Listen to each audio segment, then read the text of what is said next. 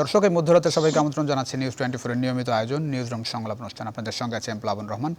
দিনের গুরুত্বপূর্ণ খবর ঘটনাগুলো এই আয়োজনের মধ্যরাতের আয়োজনের মধ্যে আমরা বিশ্লেষণ করার চেষ্টা করি।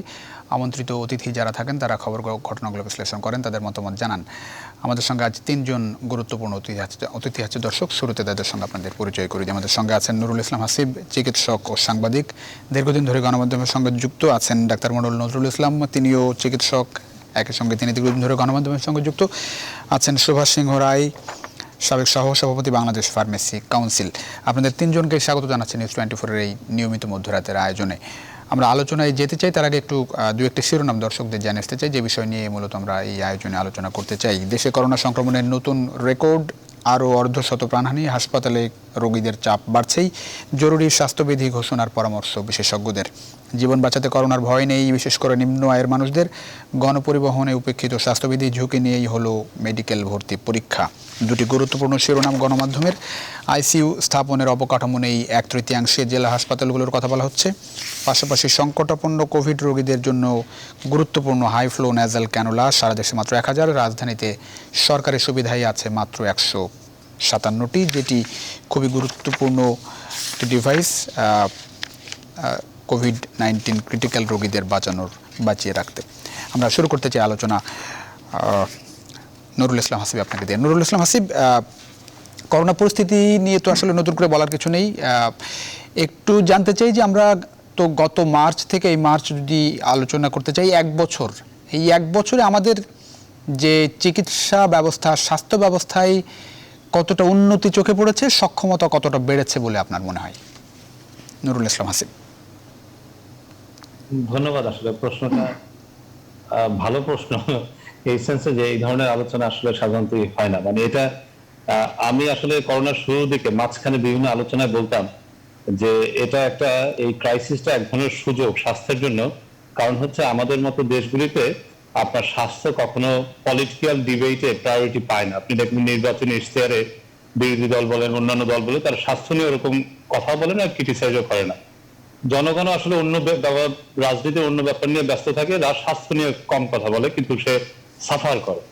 এই প্রথমবারের মতো ইতিহাসে যখন একই সময়ে সবাই মিলে স্বাস্থ্য নিয়ে কথা বলছে, রাজনীতিক, অরাজনৈতিক, মিডিয়া সবাই মিলে সর্বক্ষণ।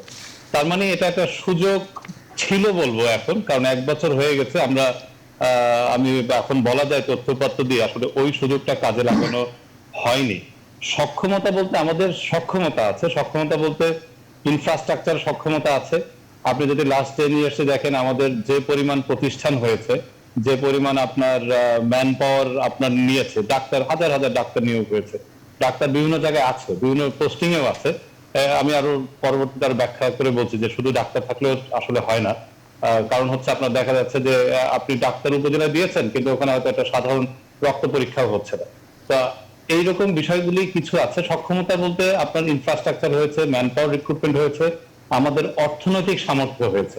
কিন্তু তারপরেও এই করোনা ভাইরাসের এক বছর পরে এসে আমার এখন আবার নিউজের হেডলাইন হচ্ছে যে হাসপাতালে ঘুরে ঘুরে অক্সিজেন না পেয়ে 5ম হাসপাতালে দিয়ে মারা যাচ্ছে। মানে এটা কিন্তু এখন নিউজ পেপার হেডলাইন, কালকে না আজকে দেখলাম 2টা কাগজ, যেটা দুঃখজনক, যেটা আসলে আমাদের হওয়ার কোনো কারণ নাই। আমাদের সেই সক্ষমতাটা আছে, কিন্তু আমরা কেন জানি এই জায়গাগুলি আসলে ঠিক করতে পারিনি। এটার জন্য যে ধরনের টুকটাক আপনার কিছু জিনিস ইমপ্লিমেন্টেশন, কিছু রিফর্ম যেগুলো দরকার ছিল, সেগুলি আসলে এই ক্রাইসিস টাইমে হয়নি। আমরা ক্রাইসিসটা নিয়ে হয়তো হইচইর মধ্যে ছিলাম, কিন্তু ওভারঅল মানে বড় আঙ্গিকে যে ধরনের কাজগুলি করলে হয়তো একটা সামগ্রিক এক ধরনের পরিবর্তন হবে, সেখানে কিছু আপনার হয়নি বলে।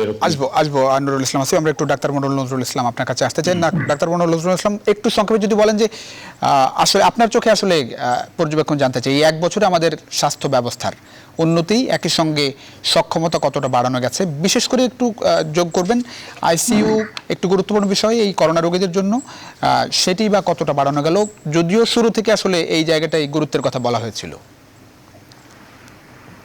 এটা খুব একটা জটিল প্রশ্নের কারণে বলছি যে আমাদের এই হসপিটালগুলোতে যে ধরনের ফ্যাসিলিটি ছিল এবং সেগুলো কিন্তু আমাদের রোগীদের সার্বিক যে প্রয়োজন তার উপর ভিত্তি করেই কিন্তু সরকারি এবং বেসরকারি হসপিটালগুলোতে সেটা স্থাপিত হয়েছিল অথবা স্থাপন করা হয়েছে। কিন্তু আমরা যে, যদি আপনি মানে বাংলাদেশের কথা বলেন, যে এই মুহূর্তে যে আমি বলবো যে আইসিইউ আমাদের অপ্রতুল আছে, আমাদের কোভিড এর যে শয্যা সেগুলো অপ্রতুল আছে, কিন্তু আমাদের সক্ষমতা অনেক ক্ষেত্রে বেড়েছে। এটা কিন্তু আপনাকে স্বীকার করতেই হবে। তার কারণটা হচ্ছে যে এই যে গত মার্চ থেকে কি ধরনের সক্ষমতা বেড়েছে, কি ধরনের সক্ষমতা বেড়েছে বলছেন? সক্ষমতা বেড়েছে এই জন্য যে আমাদের যে ম্যানেজমেন্ট, যেটা যে আমরা আগে ইনিশিয়ালি পেশেন্টদেরকে যে ধরনের ম্যানেজমেন্ট দেওয়া হতো, আমাদের কোনো প্রোটোকল ছিল না, যেটা টেকনিক্যাল বিষয়, যে আমরা কি ধরনের ট্রিটমেন্ট করব, আমাদের কি ধরনের ইনভেস্টিগেশন করব, কি ধরনের ফ্যাসিলিটিস আমাদের দরকার, এগুলো কিন্তু শুরুতে আমাদের খুবই এটা নিয়ে নানা ধরনের কথাবার্তা হচ্ছিল। এখন কিন্তু মোস্টলি সরকারি এবং প্রাইভেট হসপিটালগুলো একটা মোটামুটি কাছাকাছি একটা প্রোটোকল তারা কিন্তু অনুসরণ করছে কি ধরনের চিকিৎসা ব্যবস্থা দেওয়া যায়। তারপর আরেকটা জিনিস হচ্ছে, যেটা হচ্ছে যে আমাদের যে প্রাইভেট হসপিটালগুলোতে শুরুতে কিন্তু আমরা এটা ইনক্লুড করিনি। এখন দেখেন অনেকগুলো প্রাইভেট হসপিটাল, বড় হসপিটাল যতগুলো আছে ঢাকা শহরের, ইভেন মাঝারি হসপিটাল, তারা কিন্তু এই যে কোভিড পেশেন্টদের জন্য এটা 3টা 4টা 5টা 6টা এরকম ফ্লোর কিন্তু তারা কোভিড ফ্লোর করেছে, আলাদা করেছে, কোভিড পেশেন্টদের জন্য ইনভেস্টিগেশনের আলাদা ব্যবস্থা করেছে। এই ধরনের কিন্তু আমাদের অনেক জায়গাতেই কিন্তু আমাদের উন্নতি হয়েছে। কিন্তু আমাদের যে সমস্যা যেটা হচ্ছে, সমস্যার জায়গাটা হচ্ছে যে আমাদের পেশেন্টটা এখন এত দ্রুত বেড়ে যাচ্ছে যে আমাদের যে বর্ধিত যে আমাদের সুযোগ সুবিধাটা আমরা তৈরি করেছিলাম, যেটা সীমিত হলেও সেইটা এখন এই আমাদের ঊর্ধ্বগতির কারণে সেগুলো অপ্রতুল মনে হচ্ছে। কিন্তু মাঝে যদি আপনি সেই ডিসেম্বর জানুয়ারির দিকে যদি আপনি দেখেন, যে এই আমরাই বলেছি, এই আপনার চ্যানেলে বলেছি, বিভিন্ন জায়গায় যে আইসিইউ বেড গুলো ফাঁকা যাচ্ছে, কোভিড পেশেন্ট গুলো তারা আবার জেনারেল বেডে কনভার্ট করছে, এরকম তথ্য কিন্তু ছিল। কিন্তু আজকে যদি যেটা দেখতে হবে যে আপনি কতগুলো পেশেন্টের জন্য আপনি এই শয্যা বাড়াবেন, কতগুলো পেশেন্টের জন্য আপনি না ডাক্তার মোহাম্মদ নজরুল ইসলাম, কিন্তু এরকম যে একটি করোনার ধাক্কা আসবে সেটি কি অনুমান করা যায়নি, কিংবা আমাদের যারা জনস্বাস্থ্য বিশেষজ্ঞ আছেন, মানে এটা করা গেছে সারা বিশ্বে যখন এখনো নাকানে চুবানি খাচ্ছে, সেখানে বাংলাদেশ আর আসবে না, এবং সেই প্রস্তুতিটা এখন পর্যন্ত নেওয়া গেল না। না, আসবে না এটা না, এটা কিন্তু দেখেন, এটা রাষ্ট্রের সর্বোচ্চ পর্যায় থেকে মাননীয় প্রধানমন্ত্রীও কিন্তু বলেছিলেন যে আমাদের সামনে একটা বড় আকারের একটা আঘাত আসতে পারে, প্রস্তুতি নিতে হবে। কিন্তু এই প্রস্তুতিটা তো সরকারের যে মন্ত্রণালয়ের নেওয়ার কথা, সেই মন্ত্রণালয়ের এখানে কিন্তু তাদের যে সক্ষমতা বাড়ানোর বা আরো যে ধরনের, সেই মন্ত্রণালয়ের ত্রুটি কিন্তু বিভিন্ন ক্ষেত্রে আছে। যেমন আপনি যেটা বলছেন আজকে, যে যেটা আপনার যে অক্সিজেনের অভাব, এটা কিন্তু এটা খুব ব্যয়বহুল চিকিৎসা না। আপনি দেখেন যে যতগুলো রোগীর অক্সিজেন প্রয়োজন, সেই অক্সিজেনই আমরা দিতে পারছি না। আমরা আইসিইউ তো আরো অনেক পরের ব্যাপার, এগুলো কিন্তু আমরা বাড়াতে পারতাম। তো সেক্ষেত্রে আমাদের যে ব্যর্থতা হচ্ছে, যে আমরা যদি একটা মহামারীর উদ্দেশ্য করে যে ধরনের আমাদের ইনফ্রাস্ট্রাকচার বাড়ানো দরকার, সেখানে কিন্তু আমরা যেতে পারিনি। অনেক ধন্যবাদ, আসবো আপনার কাছে। অনেক ধন্যবাদ। সুভাষ সিংহ রায়, আপনি নিশ্চয়ই শুনছিলেন। আমি দুটি বিষয় স্পেসিফিক্যালি একটু জানতে চাই। আমাদের একটু বড় শিরোনাম, গুরুত্বপূর্ণ শিরোনাম আসলে, আইসিইউ স্থাপনের অবকাঠামোই নেই 1/3 হাসপাতালে, জেলা সদর হাসপাতালে। এই 1 বছরে এই জায়গাটাই আসলেই খুব বেশি কাজ হয়েছে কিনা, 1। 2 নম্বর যদি একটু বলেন যে জায়গাটি আসলে শেষ করেছে, আমি যে একই পর্যবেক্ষণ একটু আপনার কাছ থেকে জানতে চাই, 1 বছরে আসলে আমরা কতটা স্বাস্থ্য ব্যবস্থার জায়গাটা উন্নতি করতে পারলাম। আপনাকে অসংখ্য ধন্যবাদ। আপনি যে রিপোর্টটার কথা উল্লেখ করছেন, এটা মোহাম্মদ শফিউল্লাহ বণিক বার্তায় গতকাল এবং আজকের, মানে গতকালকে এবং গত পরশু রিপোর্ট, 12টার পরে তো দিন পরিবর্তন ঘটে। খুব গুরুত্বপূর্ণ রিপোর্ট সে করেছে, আমি তাকে ধন্যবাদ জানাই। ওই জীবনানন্দ দাশের একটা বিখ্যাত কবিতা ছিল, সেই স্প্যানিশ ফ্লুর পরের থেকে কিন্তু এই কবিতাটি খুব জনপ্রিয়তা পেয়েছিল। পৃথিবীর গভীরতর অসুখ এখন, মানুষ তবুও ঋণী পৃথিবীর কাছে। আমি লক্ষ্য করে দেখবেন, আমাদের যে সক্ষমতার জায়গা নিয়ে যখন আপনি কথা বলছেন, আমার ঢাকা জেলায় লাগোয়া যে জেলাগুলো, সেই জেলাগুলোতে কিন্তু আইসোলেশন সেন্টার কিংবা আইসিইউর যে থাকার কথা, সেটা জেলা হাসপাতালগুলোতে নাই। এরকম 19টি জেলা চিহ্নিত করেছে ওই প্রতিবেদনে। তা আমরা আসলে অনেক জায়গায় সংকটের জায়গা চিহ্নিত করতে পারি নাই, এবং আমরা যখন মনে করেছিলাম যে আমাদের এই ধাক্কাই শেষ ধাক্কা, কিন্তু ইতিহাস কি বলে, স্প্যানিশ ফ্লুর সময় প্রথম ধাক্কায় যত মানুষ মারা গিয়েছিলেন তার চেয়ে বেশি, অনেক বেশি মারা গিয়েছিলেন দ্বিতীয় তৃতীয় ধাক্কায়। এগুলো মনে রাখা উচিত ছিল আমাদের, অনেক সময় আমরা মনে রাখি নাই। আর মানুষের ভিতরে যে সচেতনতার যে জায়গাটি, সেটা কিন্তু খুবই দুর্ভাগ্যজনক।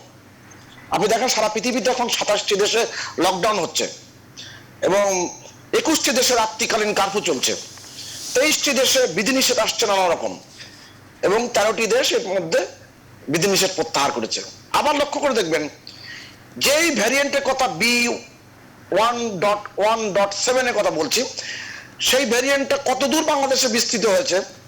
জানুয়ারি মাস থেকে বলা হয়েছিল ইংল্যান্ড থেকে আসছে, ব্রাজিল থেকে আসছে, কিংবা দক্ষিণ আফ্রিকা থেকে আসছে। ইংল্যান্ড থেকে বেশি আসার কথা আমরা বলছি। এটা নিয়ে পর্যাপ্ত গবেষণা হয়নি। জিনোম সিকোয়েন্সের কথা আমরা বলি, কিন্তু সেই ব্যাপারে কাজ হয়নি, সেটা একটা ব্যাপার। আর আপনি দেখেন মানুষের মধ্যে যে উদাসীনতা, এটা কিন্তু খুব ভয়ঙ্কর রূপ ধারণ করেছে। গণমাধ্যমে শিরোনাম হয়েছে, আপনার পত্রিকা সহ বিভিন্ন পত্রিকায়, যে আমার ক্ষতি হলে আমার হবে, আপনার কি? এই যে মানসিকতার জায়গাটি, এইটা পরিবর্তন কিভাবে করা যায়? সারা পৃথিবীতে কিন্তু এই পরিবর্তন, এরকম উদাসীনতা কিন্তু রয়েছে।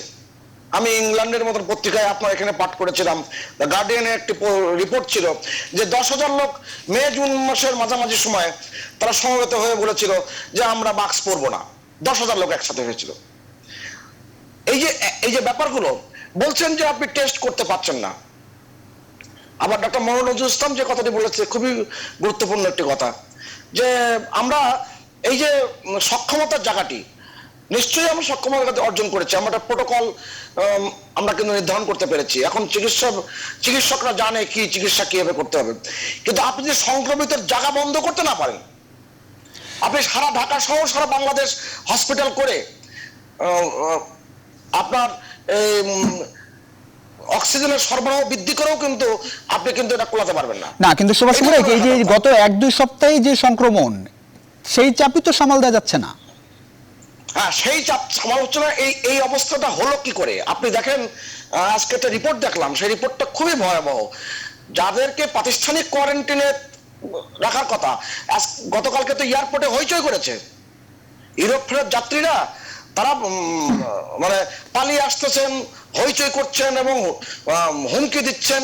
এই যে ব্যাপারগুলো, এই যে আত্মহনন মনস্কতা, এইটার চিকিৎসা কি? এটাও চিকিৎসা দরকার। আপনি জানেন যে ইতালি ফেরত যাত্রীদের ক্ষেত্রে আমাদের কি ঘটনা ঘটেছিল? তারা যে পরিমাণে এদের কোনো চিকিৎসা নেই, হুঙ্কার দিয়েছিল। এদের কোনো চিকিৎসা নেই। চিকিৎসা আছে, কিন্তু আপনি সারা পৃথিবীতে তো কিন্তু এই চিকিৎসা খুঁজে পাওয়া যাচ্ছে না। আপনি না, কিন্তু যারা নিয়ম মানতে, আমি সুভাষ চন্দ্র রায়, যারা নিয়ম মানতে চাচ্ছেন না, তাদেরকে নিয়মের আওতায় আনার সক্ষমতা সরকারের নেই। সেটা তো আপনি তো ওই যে চীনের যে দলটি বাংলাদেশে এসেছিল, এখানে হাসিব বলতে পারবে, ডক্টর মোহাম্মদ নজরুল ইসলাম বলতে পারবে। তাদেরকে যখন শেষ বৈঠকে তাদেরকে আমার প্রশ্ন করার সৌভাগ্য হয়েছিল যে আপনারা কি করে এরকম একটি ভয়ঙ্কর জায়গা থেকে বেরিয়ে আসতে পারলেন? তো বলছে আমাদের সাথে যারা আসছেন এই চিকিৎসক দল, তারা সবই কমিউনিস্ট পার্টির সদস্য। এরা হচ্ছে যেই চেতনায় লালিত, যেভাবে আমরা করতে পেরেছি আপনারা সেভাবে পারবেন না। তা আমাদের মধ্যে মানসিকতা আছে তো, না মানি না, মানবো না। 15 লক্ষ বর্গফুট এরিয়া জুড়ে বইমেলা হয়েছে, এটার মাথায় রেখেই স্বাস্থ্যবিধি মানা যায়। সেই 15 লক্ষ বর্গফুটে আপনি পুরো বইমেলা ঘুরতে আপনার 3 দিন লাগবে, এত বড় বিস্তৃত জায়গা। আপনি মনে করেন এখন যে বইমেলা চলছে, এই বইমেলা চলা উচিত সুভাষ চন্দ্র রায়? আর সেটা এক কথা প্রশ্ন উত্তর দেওয়া খুব কঠিন, কারণ আমি অমর 21 বইমেলার পরিচালক কমিটির সদস্য। হ্যাঁ, আমরা তো বইমেলা 1 ফেব্রুয়ারিতে প্রতি বছর করে আসছি 84 সাল থেকে পর থেকে। আমি 12 বছর যুক্ত। ঠিক আছে, বইমেলা এত গুরুত্বপূর্ণ হয়ে গেল কিনা? আপনাকে না, এত গুরুত্বপূর্ণ, আমার জীবনের গুরুত্বপূর্ণ কোনটা না, এই আলোচনা তো অনেক দীর্ঘায়িত হয়ে যাবে। আমি সেটা বলছি না।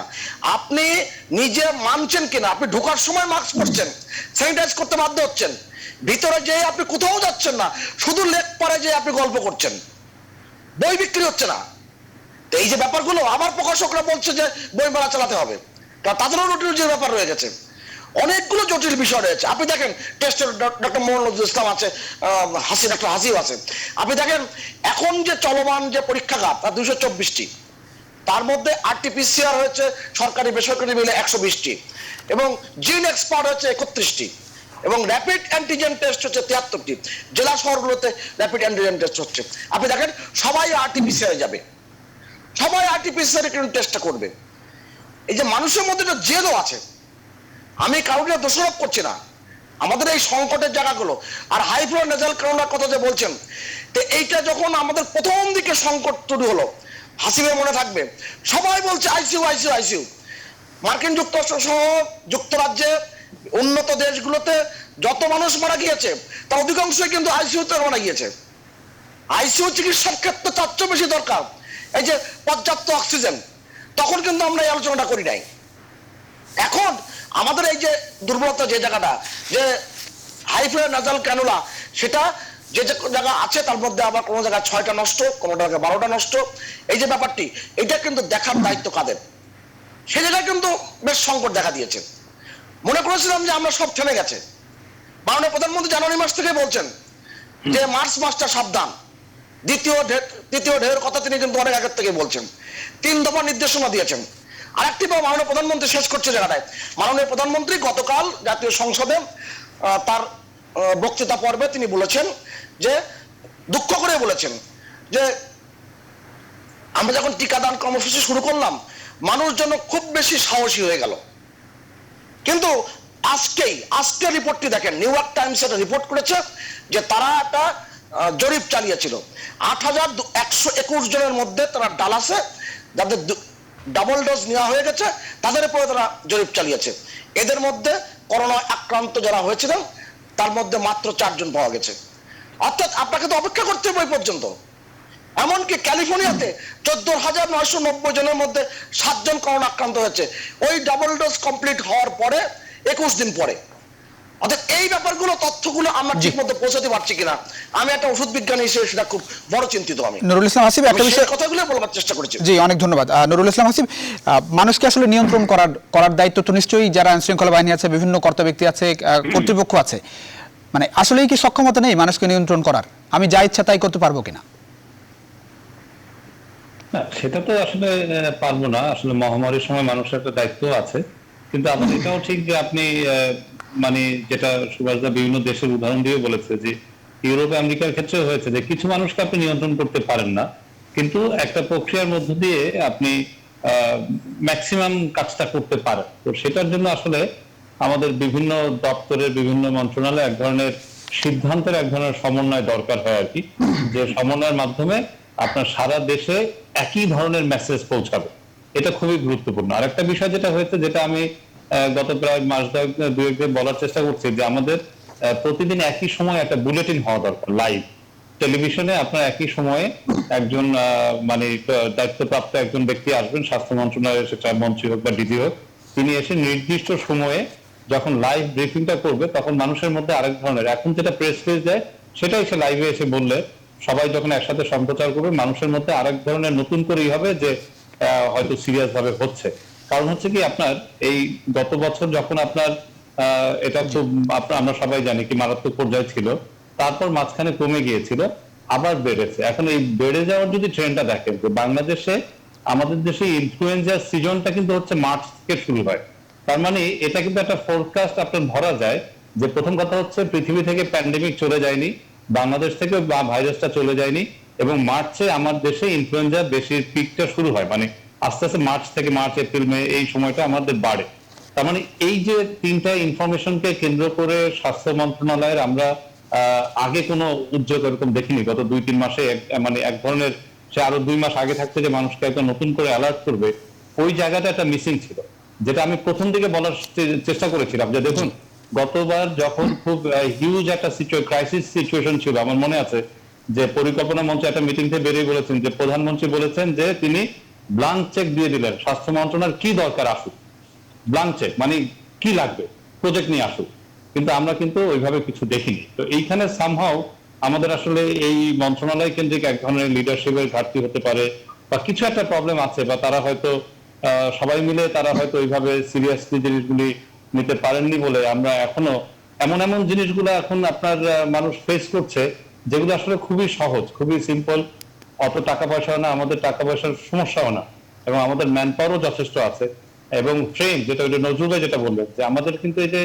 ডাক্তাররা যেটা গাইডলাইন তৈরি করেছে এটা কিন্তু সেই এপ্রিল মার্চ মাস থেকে তারা প্রথম থেকেই তারা কিন্তু আপডেট করতে পারে, মানে এরকম নলেজেবল রিসোর্স পারসন বা এক্সপার্ট আমাদের আছে। পৃথিবীর অনেক দেশে কিন্তু এই করোনার টেকনিক্যাল কমিটির গাইডলাইন তৈরি করতে তার বাইরের দেশে হেল্প নিতে হয়েছে, কিন্তু আমাদের কিন্তু নিজস্ব সেই বিষয়গুলি আছে, আমাদের অর্থনৈতিক সক্ষমতা আছে, আমাদের ইনফ্রাস্ট্রাকচার মানে বিল্ডিং টিল্ডিং এইসব বিষয়গুলি আছে, বেড মোটামুটি যা আছে আপনি যদি সমন্বয় করতে পারেন, সবগুলোকে অ্যাক্টিভ করতে পারেন, আপনি এই পেশেন্টগুলো অ্যাকোমোডেট করতে পারবেন। কিন্তু সবকিছু থাকার পরেও আপনার এই ধরনের সমস্যাগুলি আমরা গতবারও যেরকম ফেস করছি এবারও সেই একই রকম শুরু হয়েছে। জি, ডাক্তার মোড়ারুল নজরুল ইসলাম, এখনো যে প্রায় একই রকম অবস্থায় আছে এই যে সক্ষমতার জায়গাটা, বিশেষ করে ওই যে আপনার আইসিইউ এর কথা বলি, তারপরে এই যে ডিভাইসের কথা আসলে বলা হচ্ছে যে হাই ফ্লো ন্যাজাল ক্যানুলা, যেটি হচ্ছে আপনার বলছেন যে জনস্বাস্থ্য বিশেষজ্ঞরা যেটা বলছেন যে অনেক ক্ষেত্রেই আইসিইউতে না গেলেও অনেক ক্ষেত্রেই এই ডিভাইসের মাধ্যমে অক্সিজেন ফ্লোর মাধ্যমে আসলে রোগীকে বাঁচানো যায়। এই বিষয়গুলো নিয়ে আসলে খুব বেশি এগোনো যায়নি, কারণ দায় আসলে কাকে দেবেন? এখন যে চাপ আপনি দেখছেন, এই চাপই যখন সামলানো যাচ্ছে না, তাহলে এই দায়টা আসলে কার? দেখেন প্লাবন, এই যে দায় আপনি এমন একটা সময় প্রস্তুত করছেন, এখন আপনি যদি দায় মানে দায় চাপান, আমার কিন্তু মৃত্যু ঠেকানো যাবে না, আমার কিন্তু সংক্রমণ ঠেকানো যাবে না। এখন আমি দায়টা আমি পরে আসছি, কিন্তু আমাদের যে জায়গাগুলোতে আমাদের ঘাটতি ছিল, আমরা যেটা করতে পারিনি, সেই জায়গাগুলোতে আমাদের অ্যাড্রেস করতে হবে। আপনি দায় তো আপনি সরাসরি বলতে পারি স্বাস্থ্য মন্ত্রণালয়ের দায়, ডিজি অফিসের দায়, এবং যারা এই কোভিড নিয়ন্ত্রণের সাথে জড়িত তাদের দায়। এটা তো আমরা এক কথায় বলতে পারি। এটা নিয়ে আপনি দেখেন যে এই যে প্রতিরোধের জায়গাটা, আমি একটু ছোট্ট ডিজি হেলথ, যিনি director general of health service, তিনি নিজেই করোনা আক্রান্ত হয়েছেন। অর্থাৎ তিনি যখন নিজেই করোনা আক্রান্ত হন, তাহলে তিনি কতখানি সচেতন ছিলেন, এই ধরনের প্রশ্ন এখন না। প্রশ্নটা হচ্ছে আমরা দেখেন যে আমরা প্রথম যে জায়গাগুলোতে আমাদের দরকার ছিল, যে আমরা প্রথমে বললাম, যেটা সুভাষ সিং যে একটা তথ্য দিল যে আমেরিকার যে রিসার্চের যে যাদের 2 ডোজ কোভিড ভ্যাকসিন দেওয়া হয়েছে তাদের যে সংক্রমণের যে হারটা, এই যেটা বললো, আমরা কিন্তু এটা থেকে শিক্ষা নিতে পারি নাই। আমরা এটা ইউকেতে কিন্তু একই ধরনের রিসার্চ আছে, এবং তাদেরও কিন্তু যাদের 2 ডোজ টিকা দেওয়া হয়েছে তাদের সংক্রমণের হার একেবারে মানে ইনসিগনিফিকেন্ট। তা আমরা যখন প্রথমে টিকাটা শুরু করলাম, এই যে টিকা শুরু করার পরে আমরা হঠাৎ করে দেখেন যে আমরা ডিসিশন নিলাম যে আমাদের 4 সপ্তাহের জায়গায় 8 সপ্তাহে আমরা যাব। এই যে এটা আমরা যদি মানে 8 সপ্তাহের এই ডিসিশনটা না নিয়ে আমরা যদি আগেই যদি 2 ডোজ ভ্যাকসিনেট করতে পারতাম, আমরা অন্তত 40-50 লাখ লোককে, তাহলে কিন্তু এই যে আমেরিকার যে তথ্যটা আমরা আজকে বলতে হচ্ছে, আমরা বাংলাদেশের সেই তথ্যটা আমরা দিতে পারতাম। আমরা কিন্তু সেই 1 ডোজ দিয়েই আমরা কিন্তু বসে আছি, আমরা কিন্তু সেকেন্ড ডোজে কিন্তু যেতে পারি নাই। যেটা আমি মনে করি যে ইমিডিয়েটলি আমাদের সেকেন্ড ডোজটা শুরু করা উচিত। পাশাপাশি আরেকটা জিনিস দেখেন, যে আপনি যদি যেটা সুভাষ সিংহ বলছে যে সারা ঢাকা শহরকে যদি হসপিটাল বানায় দেন, তাও কিন্তু আপনি আইসিইউ এখন 500, 600, 700, 1000 করেন, আপনি আইসিইউ দিতে পারবেন না। আজকে একটা আইসিইউর জন্য 50 জন 60 জন ওয়েটিং লিস্টে আছে, একটা বেডের জন্য 50 জন 60 জন ওয়েটিং লিস্ট আছে। আপনি কোনো বড় হসপিটালে আপনি সব থেকে যে জায়গাগুলো দেখতে হবে, যে আপনি দেখেন একসময় যখন আমরা মেডিকেল স্টুডেন্ট ছিলাম, তখন নিউমোনিয়া ডায়াগনোসিস করতে হতো আমাদেরকে, আমাদের পরীক্ষায় বলতে হতো যে এক্স-রে দেখে। আজকে আমাকে হাই রেজলিউশন সিটি স্ক্যানের দিকে যাইতে হচ্ছে। একটা সিটি স্ক্যানের যে ব্যয় হচ্ছে 12 থেকে 14,000 টাকা। এই যে একটা শ্রেণী, আজকে একটা কোভিড পেশেন্ট যখন হসপিটালে যাচ্ছে, তার যে বিশাল ব্যয়, সেই ব্যয় কিভাবে কমানো যায় সেই জায়গায় দেখতে হবে। আর একটা জিনিস আমাদেরকে দেখতে হবে যে এই যে আপনার দেখবেন যে ফার্মেসি গুলোতে, মানে সুভাষ নিজে একজন ওষুধ বিজ্ঞানী, ও জানে যে কি পরিমাণ ওষুধের চাহিদা বেড়েছে, এবং এখন যদি আমাদের এই যে ওষুধের দাম যদি আমরা নিয়ন্ত্রণে রাখতে পারতাম, সেখানে একটা সাপোর্ট হতো। আরেকটা জিনিস আমাদের দেখতে হবে, আমাকে একটু বলতে দেন, সেটা হচ্ছে যে আপনি যদি যে লকডাউনে যান বা একটা অ্যাগ্রেসিভ কোনো কিছুতে যান, সেটা হচ্ছে সাময়িক, কিন্তু এটা দিয়ে কিন্তু আপনি আর নিয়ন্ত্রণ রাখতে পারবেন না। এখন যেটা হচ্ছে সচেতনতা, এই সচেতনতা যদি আপনি নিজে সচেতন হন, এই self quarantine, self isolation, self lockdown, অর্থাৎ যার বাইরে, আমি সেলফ লকডাউন শব্দটা এই জন্য ইউজ করতেছি যাদের বাইরে গেলে না হয় তারা যেন বাইরে না যায়, আর যাদের লক্ষণ দেখা দেবে বিন্দুমাত্র লক্ষণ, জ্বর, সর্দি, কাশি, মাথা ব্যথা, তারা যেন নিজেরাই বাসায় আইসোলেশনে থাকে। আর একটা জিনিস এবার কিন্তু আপনাকে মনে রাখতে হবে যে আগের যে ফার্স্ট ওয়েভ বা কিছু মানে ইউরোপের যে সেকেন্ড ওয়েভ, এখন কিন্তু অনেকে থার্ড ওয়েভ বলছে। এবারের যে কোভিডটা, এই কোভিডটা কিন্তু এর ক্যারেক্টারিস্টিক্স কিছুটা চেঞ্জ হয়েছে। আপনি এই যে নেজাল সোয়াব বা আপনি টেস্ট করবেন দেখবেন যে নেগেটিভ, কিন্তু আপনি সিটি স্ক্যান করবেন, এক্স রে করবেন, দেখবেন যে বাইরেটার লাং ইনভলভ হচ্ছে। তারপরে আদার যে সিমটম গুলো হচ্ছে, হঠাৎ পেশেন্ট খারাপ হয়ে যাচ্ছে, হঠাৎ শ্বাসকষ্ট হচ্ছে। অর্থাৎ এবারের যে এটা, আমি আমার জিনোম সিকোয়েন্সের সুবিধা নাই এটার জন্য বসে থাকলে হবে না, আমার কোন ভ্যারিয়েন্টটা বাংলাদেশে আসছে সেটার জন্য বসে থাকলে তো হবে না। আমাকে দেখতে হবে যে আমার সংক্রমণ বাড়ছে, আমাকে দেখতে হবে আমার ডেথ রেট বাড়ছে। এই যে গত 3 সপ্তাহের যে অবস্থা, এটাকে আপনাকে ইমিডিয়েটলি নিয়ন্ত্রণ করতে হবে। জি, অনেক ধন্যবাদ। সেক্ষেত্রে যা যা করার দরকার সেটা আমাকে করতে হবে। অনেক ধন্যবাদ সুভাষ সেঙ্গুরাই। এখন যে অবস্থা আসলে মানে সরকারি যে নির্দেশনাগুলো আপনি নিজেও জানেন যে নির্দেশনাগুলো দেওয়া হচ্ছে, এগুলো মানুষ আসলেই আপনি মানার মতো বাস্তবতা আছে না। আমি এই কথাটা কেন বলছি, আসলে শুরুর দিকে আপনি জানেন যে যখন প্রথমে আসছিল সরকারের পক্ষ থেকে নানা রকম পদক্ষেপ নেওয়া হয়েছিল, অনেক রকম প্রণোদনা দেওয়া হয়েছিল, কারণ যারা দিন আনে দিন খায় শ্রমজীবী মানুষ, তারা তো চাইলেও আসলে ঘরের মধ্যে বসে থাকার সুযোগ নেই। এই নির্দেশনা বাস্তবায়নের জন্য সরকারের পক্ষ থেকে আর কি করার প্রয়োজন বলে মনে করেন? ডাক্তার মোড়ল নজরুল ইসলাম যে কথাগুলো বলেছেন সে প্রত্যেকটা কথাই কিন্তু পরিধানযোগ্য, কিন্তু একটা বিষয় আমি একটু যোগ করব, তিনি তার সাথে সুর মিলিয়ে। মধ্যবিত্ত ঘরের যাদের 2-3 জন আক্রান্ত হয়েছেন তারা সর্বশান্ত হয়ে গেছেন, আর বিত্তহীনদের কথা তো আমি বাদে দিলাম। কি পরিমাণ বেসরকারি হসপিটালে চিকিৎসা ব্যবস্থাপনার খরচ, 24 লাখ, 25 লাখ, 30 লাখ, এটা একেবারে কমন বিষয় হয়ে দাঁড়িয়েছে। এই যে ব্যাপারগুলো, এই ব্যাপার কিন্তু আমাদের কিন্তু ব্যাপক ক্ষতির সম্মুখীন আমরা হচ্ছি। আর যে ব্যাপারে আমি একটু বলতে চাই যে আবার রবীন্দ্রনাথের কাছ থেকে ধার করি যে কঠোর যেন হতে পারি তোমার আদেশে, ক্ষমা যেখানে ক্ষীণ দুর্বলতা, হেরুদ্ধ কঠোর যেন হতে পারি তোমার আদেশে। মাননীয় প্রধানমন্ত্রী গতকালকে জাতীয় সংসদে বলেছেন যে করোনা নিয়ন্ত্রণে মানুষের সহযোগিতা প্রয়োজন। সেই সহযোগিতার জায়গায় কতটুকু আমরা সহযোগিতা করছি সরকারকে কিংবা একে অপরকে করছি। আপনি জানেন ভারতের বিভিন্ন টেলিভিশনে এনডিটিভি সহ ওই অমিতাভ বচ্চনের একটা বিজ্ঞাপন দেখাতো করোনার সময় আগের থেকে, বলে please help us to help you. তা আমরা সেই জায়গাটা কিন্তু মান্যতার জায়গায় কিন্তু আসছি না, খুবই দুঃখজনক ঘটনা। আমি আজ থেকে 5-7 মাস আগে এই যে মান্যতার জায়গায় আসছি না, সুভাষ সেঙ্গুরাই, এটার পেছনে কি কারণ আছে মনে হয় আপনার? শুধু কি মানসিকতার বিষয় মনে করেন নাকি অন্য কোনো আর্থিক বিষয় আছে? অবশ্যই মানসিকতা একটা বড় ব্যাপার। আমি আগরতলায় এই ফটো জার্নালিস্ট বাপ্পি চৌধুরীকে আনন্দবাজারে, তাকে আমি ফোন করে বলছিলাম কি অবস্থা, আপনাদের আগরতলায় তো এত আক্রান্ত হওয়ার কথা না, কারণ এখানে ইতালি ফেরত যাত্রী কম, বিদেশ থেকে লোক কম আসে, তুলনামূলকভাবে গরিব রাজ্য। তো বলছে না, এই করোনাকালীন সময় আমি দেখেছি যারা সপ্তাহে একবারে বাজার যেত না, লকডাউন দেওয়ার পরে তাদের মধ্যে প্রবণতাই হয়ে গেল প্রতিদিন বাজারে যাওয়ার। এই যে মানসিকতার ব্যাপারগুলো, এইটা কিন্তু অনেক বেশি কিন্তু আমাদের ক্ষতির কারণ হয়ে গিয়েছে।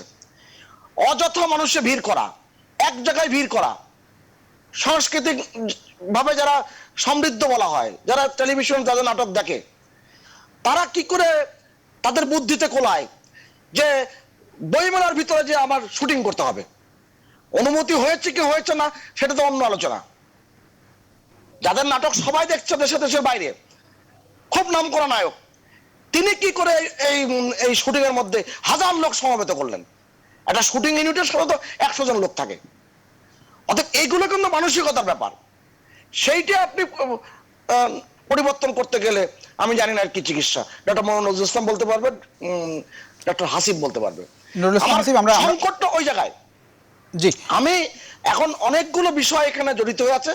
আমি মনে করি যে চট্টগ্রামে গতকাল সন্ধ্যা থেকে যেই ব্যবস্থাপনা চালু করা হয়েছে, আমি মনে করি খুব দ্রুতই বাংলাদেশের সর্বত্রই যেগুলো এই আক্রান্ত এলাকা বলে চিহ্নিত হচ্ছে ভয়াবহভাবে, সে জায়গায় কিন্তু জারি হবে বলে আমি অনুমান করছি। আমি আলাপ না করে বলছি, আমার মনে হয় একটা বিধিনিষেধের মধ্যে আমাদের যেতে হবে। মাননীয় প্রধানমন্ত্রী অনেক আগেই 3 দফা নির্দেশনা দিয়েছিলেন। তিনি বলেছিলেন আপনি স্বাস্থ্যবিধি মানবেনই, আপনি ভ্যাকসিন নেন আর না নেন, আপনি মাস্ক পরবেনই, মানুষ জড়ো হচ্ছে এমন জায়গার থেকে আপনি সরে থাকবেন। তো এত কিছু বলার পরও এখন তো বাধ্যবাধকতার জায়গা ছাড়া আমি কোনো পথ দেখছি না। জি, নুরুল ইসলাম হাসিব, আমি যেটি আসলে যে জায়গাটাকে ফোকাস করতে চাই, মানে আর্থিক প্রণোদনা তো শুরুর দিকে আসলে দেওয়া হয়েছিল, সেই জায়গায় সরকারের এখন যে বাধ্যবাধকতার কথা বলা হচ্ছে সেই জায়গায় এসব বিষয়ে পরিকল্পনার প্রয়োজন আছে বলে মনে করেন কিনা, যাতে করে মানুষ আশ্বস্ত হয় নিয়ম নীতি মানতে? একটা বিষয় হচ্ছে যে যদি আপনার নতুন করে লকডাউন বা অত খুব বেশি স্ট্রিক্ট হয়, জি, আমার ধারণা সরকার ব্যবস্থা করবে। কারণ গতবার আমরা কিন্তু এই বিষয়টা দেখেছি যে খুব দ্রুতই আপনার মানে সেটা সরকার থেকে, প্রধানমন্ত্রী থেকে, রাজ্য মানে তারপর হচ্ছে ক্ষমতাসীন দলের অঙ্গ সংগঠন সবাই মিলে আপনার মাঠ পর্যায়ে যে যার মতো আপনার মানুষকে কিন্তু এই সাহায্য করেছে। মানে এই বিষয়গুলি খুব ভালোভাবেই ছিল, মানে যে মানুষ যাতে আসলে 22,000 কোটি টাকা প্রণোদনা দেওয়া হয়েছিল। হ্যাঁ আপনার যাতে না হয়, তো সেটা আমার ধারণা যদি আপনার মানে এটা আমি ধারণা বলছি যেহেতু আমরা গত বছর এটা দেখেছি যে আমাদের যদি এরকম খুব লকডাউনের মধ্যে দিয়ে যেতে হয় সেক্ষেত্রে হয়তো এই বিষয়গুলি আবার আসবে। কিন্তু একটা বিষয় হচ্ছে যে এখানে যেমন বেসরকারি খরচের কথা আসছে, আমার ধারণা যে আমরা যদি এখন হসপিটালগুলিতে অডিট করি, এই আইসিইউতে যে পেশেন্টগুলোকে নেওয়া হচ্ছে কোভিড, আমার ধারণা অনেক পেশেন্টের আইসিইউ লাগবে না। আইসিইউতে ভিড় এটা ঠিক পাচ্ছেন, এটাও ঠিক, কিন্তু আইসিইউতে লাগবে না এটা এই জন্য বলছি কারণ আমাদের প্রাইভেট হসপিটালগুলো কিন্তু এটা আমরা আগে দেখেছি যখন কোভিড কালীন ছাড়াও তারা কিন্তু কারণে অকারণে পেশেন্ট পেলে আপনার আইসিইউতে নিত, কারণ আইসিইউ একটা বিগ ইনভেস্টমেন্ট, আপনার এটা কিন্তু আপনার অনেক তার একটা বিল হয় একটা বিষয়, কিন্তু অন্তত অন্তত সিসিউতে নাই। হ্যাঁ সিসিইউতে নাই, আইসিইউ। তো এখন যেটা হচ্ছে আপনার এই বিষয়গুলো হচ্ছে কি, এটা তো আমাদের ওইরকম অডিটিং বা ওই ধরনের মনিটরিং সিস্টেমটা নাই, প্রাইভেট সেক্টর গভর্নমেন্ট কোথাও নাই, স্বাস্থ্য এই বিষয়গুলি আপনার টোটালি নাই, এই রেগুলেশনস গুলি। তখন আপনার আমার মনে হয় এই বিষয়গুলি আর একটু সচেতন হতো, তখন আপনার প্রপার ইউটিলাইজেশন, যে আপনার যা দরকার সে যাতে পায়। এখন ধরেন আমার টাকা আছে, আমি কোন রকমই হলাম, আমি যে একটা আইসিইউ অকুপাই করে বসে আছি 1 মাস ধরে, কিন্তু যার ইমার্জেন্সি দরকার সে কিন্তু আর আইসিইউটা অ্যাভেল করতে পারছে না, তাই না? সো এই এই এই বিষয়টার জন্য এক ধরনের তদারকি আমার মনে হয় করলে সেক্ষেত্রে দুটা কাজ হবে, একটা হচ্ছে যার দরকার সে যেমন পাবে, আর একটা হচ্ছে মানুষের আননেসেসারি খরচ না হয়। একটা জিনিস আপনার মাথায় রাখতে হবে, এটা গত বছরের কথা ছিল যে মহামারীর সময় কিন্তু এই চিকিৎসার খরচ কিন্তু সরকারকে ব্যয় করতে হয়, মানে এটা কিন্তু মহামারী নিয়ন্ত্রণের জন্য করতে হয়। আপনি দেখবেন টিবির চিকিৎসা কিন্তু সরকার ফ্রি করে, কারণ পাবলিক কিন্তু পাবলিকের হাতে ছেড়ে দিলে পাবলিক কিন্তু যখন টাকা থাকবে না সে চিকিৎসা করবে না, আপনি টিবি নিয়ন্ত্রণ করতে পারবেন না। ইনফেকশাস ডিজিজ গুলো এরকম, সংক্রমণ রোগগুলোই এরকম, জি, যে এটা সরকার নিজেই আপনার চিকিৎসার দায়িত্ব নেয় আর কি, এরকম একটা ব্যাপার। অনেক তো ধন্যবাদ। সেক্ষেত্রে আমাদের এখানে আমরা একেবারে শেষ পর্যায়ে ডাক্তার মোহাম্মদ নজরুল ইসলাম, যদি 1 মিনিটে একটু বলেন যে কি ধরনের প্রত্যাশা সরকারের পক্ষ থেকে করেন যাতে করে মানুষ আসলে নিয়ম নীতি মানতে উৎসাহিত হয়? না, আমি যেটা বলতে চাই, যেটা আমরা সবসময় দেখবেন যে সবাই বলে যে সবকিছুতেই মাননীয় প্রধানমন্ত্রীকে ইনভলভ হতে হয় শেষ পর্যন্ত। তা উনি যেমন শুরুতে প্রতিটা জেলার সিভিল সার্জন, ডিসি এবং প্রশাসনকে নিয়ে যে উনি যে এই যে ভার্চুয়াল মিটিং গুলো করতেন, ভিডিও কনফারেন্স গুলো করতেন, এটা আমার মনে হয় যে মাননীয় প্রধানমন্ত্রীকে সেই দায়িত্বটা এখনই নিতে হবে। জি। তাছাড়া আমি অনেক ধন্যবাদ। সময় একেবারে শেষ। আমরা সুভাষ সিংহ রায় একেবারে যদি এক লাইনে বলেন যে আসলে কি ধরনের উদ্যোগ দরকার, আমরা এই সংকট থেকে যদি উত্তরণ করতে পারি, কি ধরনের পদক্ষেপ, একেবারে যদি এক লাইনে একটু শেষ করতে চাই আপনার কথা এক দিয়ে। লাইনে বলি, আজ থেকে 2,500 বছর আগে কনফুসিয়াস বলেছিলেন যে সুশাসন মানে হচ্ছে যার কাজ সেই করবে, রাজার কাজ রাজা, মন্ত্রীর কাজ মন্ত্রী, প্রজার কাজ প্রজা। আমাদের সংকটকালীন সময় এটা খুব বেশি জরুরি, যার কাজ সে যেন ঠিক মতো করি। আমরা যার কাজ ঠিক মতো করতে পারলেই দেখবেন যে আমরা নিয়ন্ত্রণ করতে পেরেছি। আমাদের এরকম গত প্রথম ধাক্কা আমরা নিয়ন্ত্রণ করতে পেরেছি, যেটা বিশ্ব স্বাস্থ্য সংস্থা বলেছে, অনেকেই বলেছেন যে আমরা সফলতা দেখিয়েছি। সেই সফলতাকে ধরে নিয়ে আগামী দিনের জি, চ্যালেঞ্জগুলোকে মোকাবেলা করতে হবে। অনেক ধন্যবাদ নুরুল ইসলাম হাসিব, ডাক্তার মোহাম্মদ নজরুল ইসলাম, সুভাষ সিংহ রায়, আপনাদের তিনজনকে অসংখ্য ধন্যবাদ এই রাতে আপনাদের মূল্যবান সময় নিউজ 24 এর নিউজ রুম সংগ্রাম দেওয়ার জন্য। দর্শক আপনাদেরকে অসংখ্য ধন্যবাদ যারা এতক্ষণ আমাদের সঙ্গে ছিলেন। নিশ্চয়ই করোনায় স্বাস্থ্যবিধি মেনে থাকবেন, বাইরে গেলে মাস্ক পরবেন। অনেক ধন্যবাদ, শুভরাত্রি। নিশ্চয়ই দেখা হবে আগামীকাল একই সময়। সে পর্যন্ত ভালো থাকবেন, সুস্থ থাকবেন। আশা করি নিউজ 24 সঙ্গে থাকবেন।